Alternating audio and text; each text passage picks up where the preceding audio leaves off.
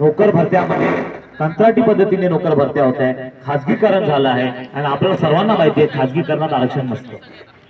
तरुण मंडळीला माहिती आहे बरोबर मित्रांनो, खाजगीकरण मध्ये आरक्षण नसतं आणि ते सर्व गोष्टी खाजगीकरण करायला पाहणार, आरक्षण धोक्यात टाकणार.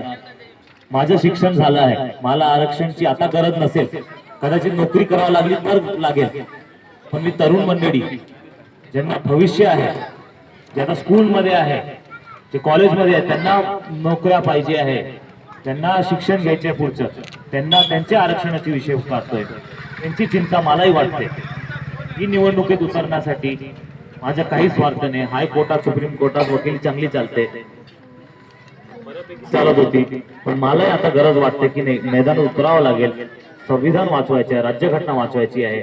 समाजावरती जे अत्याचार होत आहे ते मला बिलकुल सहन होत नाही.